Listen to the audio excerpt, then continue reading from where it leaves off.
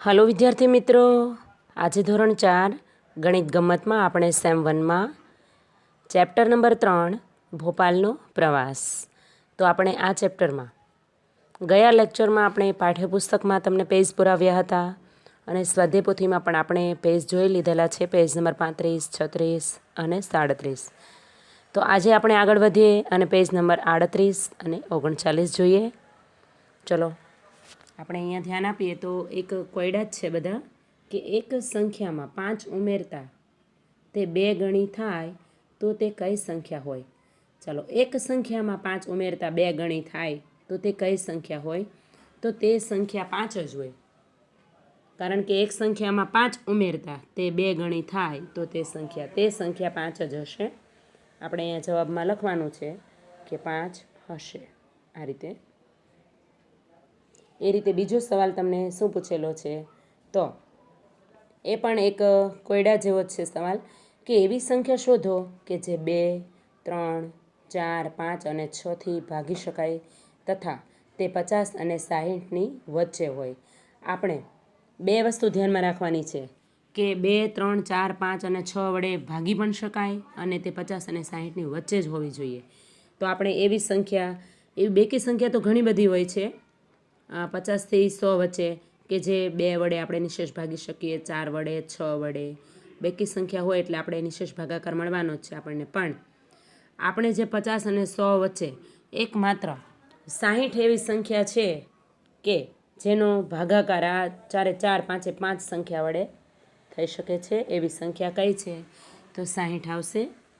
ચલો, હવે ત્યાર પછીનો જે સવાલ છે કે એક નાની કીડી 1 મિનિટમાં 4 સેન્ટીમીટર ઉપર ચડે છે અને 3 સેન્ટીમીટર નીચે લપસે છે, તો તેને પૂરા 4 સેન્ટીમીટર ચડતા કેટલો સમય લાગશે? હવે આપણને આ સવાલ ન સમજ પડે તો આપણે 2 વખત વાંચીએ કે એક કીડીને જો 1 મિનિટમાં એ 4 સેન્ટીમીટર ઉપર ચડે છે અને પાછી 3 સેન્ટીમીટર નીચે લપસે છે, તો હવે એને પૂરા 4 સેન્ટીમીટર ચડતા કેટલો સમય લાગશે? હવે આપણને એટલી ખાસ ખબર પડી જવી જોઈએ કે 1 મિનિટમાં 1 જ સેન્ટીમીટર એ ચડી શકે, કારણ કે 4 સેન્ટીમીટર ચડે છે પણ 3 સેન્ટીમીટર રિટર્ન નીચે લપસે છે. એટલે એને પૂરા 4 સેન્ટીમીટર ચડવા માટે સમય કેટલો જોશે? તો 4 મિનિટનો જ જોઈએ. 4 મિનિટ. આપણે આ બધા કોયડાઓ કહેવાય છે, આપણે આમાં મગજ કસવાનો હોય છે એટલે આપણને જવાબ મળી જ જાય. હવે આપણે અહીંયા પ્રશ્ન નંબર આગળ જોઈએ તો બધા બપોરના 3 વાગ્યે આબુના નખી લેક પર પહોંચ્યા. ત્યાં બાળકોએ બેટિંગ કરવું હતું અને બેટિંગની ભાવની યાદી નીચે મુજબ હતી. તેને આધારે પ્રશ્નોના જવાબ લખો. આપણને બધા ચેપ્ટરમાં આવો એકાદો પ્રશ્ન તો હોય જ છે કે જેમાં આપણે બોક્સમાંથી જોઈ અને દાખલાઓ ગણીએ છીએ. અહીંયા પણ બાળકોને જે બોટમાં બેસવાનું છે, બોટના નામ છે. અહીંયા જો હું તમને આખું બોક્સ સમજાવું છું કે બોટના કઈ કઈ બોટ છે, તો ડબલ ડેકર, પેડલ, મોટર અને હલેસાવાળી.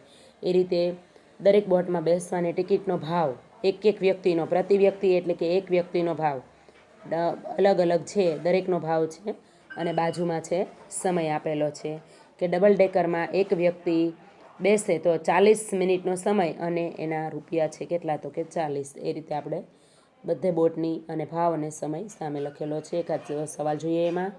તો 2 બાળકો ડબલ ડેકર બોટમાં ગયા, ત્યારબાદ પેડલ બોટમાં ગયા. તેમણે કુલ કેટલા રૂપિયા ચૂકવ્યા હશે? ડબલ ડેકર બોટમાં પણ ગયા છે અને પેડલ બોટમાં પણ ગયા છે. આપણે બંનેનો ભાવ જ ઉપર જોઈ લઈએ તો તમને વધારે ખ્યાલ આવશે. અહીંયા જુઓ, ડબલ ડેકરનો ભાવ કેટલો છે?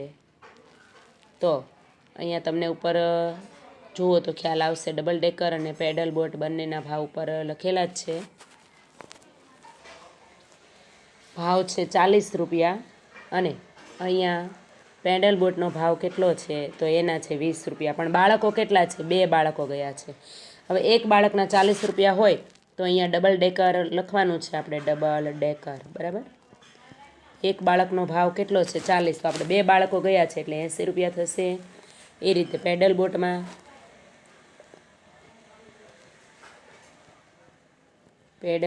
કેટલા છે બાળકો? 2 બાળકો ગયા છે અને એકનો ભાવ કેટલો છે? તો 20 રૂપિયા છે એટલે 2 બાળકોનો ભાવ કેટલો હોય? તો 40. હવે આપણે એનો સરવાળો કરીએ છીએ. 8, 9, 10, 11, 12. કુલ 120 રૂપિયા આવશે. કેટલા આવશે? તો કે રૂપિયા 120 ચૂકવ્યા હશે। આ રીતે આપણે ઉપર બોક્સમાંથી જોઈને જ આપણે નીચે દાખલા ગણવાના છે અને સવાલ જવાબ આપવાના છે। ત્યાર પછીનું પેજ આપણે જોઈએ તો એમાં પણ એવું જ છે। આપણે એક દાખલો જોઈએ કે બાળકોનું એક જૂથ હલેસાવાળી બોટમાં ગયું, ત્યાં તેમણે ₹120 ચૂકવ્યા, તો તે બોટમાં કેટલા બાળકો ગયા હશે? અહીંયા આપણે ખાસ યાદ રાખવાનું છે, ₹120 ચૂકવ્યા છે। કેટલા? ₹120। હવે હલેસાવાળી બોટ છે તો આપણે હલેસાવાળી બોટમાં બાળકોનું એક જૂથ ગયું છે અને ₹120 ચૂકવ્યા છે, બરાબર છે। તો હલેસાવાળી બોટનો આપણે બોક્સમાં જોઈએ તો ભાવ કેટલો છે? તો ₹15 છે। તો આપણે એકના જો ₹15 એમણે ચૂકવ્યા હોય તો આ ₹120 કુલ ચૂકવ્યા છે, એટલે આપણે આ 120ના ભાગાકાર કરવો પડશે 15 સાથે। 120ના તમે 15 ભાગ પાડો એટલે તમને આન્સર મળી જશે। ચાલો 15નો ઘડિયો આવડે તો આપણને આ દાખલો આવડે। 15 × 8 = 120 થશે। હવે આ રીતે આપણે ભાગાકાર પણ શીખતા જઈએ। આપણને જો ઘડિયા પાકા હશે તો જ આપણેથી આ બધા દાખલા બનશે। અહીંયા 8 બાળકો બોટમાં ગયા હશે એની આપણને ખબર પડી જાય। ઉપર જવાબ તમને 8 મળે છે એટલે આપણે બાજુમાં લખી નાખવાનું, માટે 8 બાળકો બોટમાં ગયા હશે। એ રીતે નીચે આપણને સવાલ જવાબ આપ્યા છે કે કઈ નાવ બોટ કે 1 કલાકમાં 2 ચક્કર મારે છે। ચાલો હવે આપણે કલાકની વાત છે તો એ પણ આપણે બોક્સમાંથી જોઈને જ કરવાનું છે કે જે પેડલ બોટ છે, પેડલ બોટ 1 કલાકમાં 2 ચક્કર મારે છે। ત્યાર પછી કઈ બોટ અડધા કલાકથી ઓછા સમયમાં 1 જ ચક્કર મારે છે? તો એમાં આવશે મોટર। આ રીતે તમારે પેલું બોક્સ જોઈ બાજુના પેજનું અને આપણે આ બધા સવાલ જવાબ લખવાના છે। હવે દાખલા આપણને નથી પણ સવાલ જવાબ છે। નીચે છેલ્લો દાખલો છે 19મો કે જો આ પ્રવાસનો એક બસના બાળકોનો ખર્ચ ₹2500 હોય અને બસમાં 50 બાળકો હોય તો એક બાળકના ભાગે કેટલા રૂપિયા ચૂકવવાના થાય?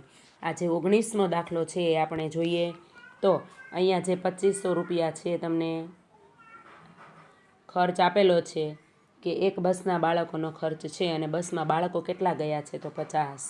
કેટલા? 50। એટલે આપણે આ 2500 ભાગ્યા 50 કરીએ એટલે આપણને એક બાળકના ભાગે કેટલા રૂપિયા ચૂકવવાના થાય એ આન્સર મળી જશે।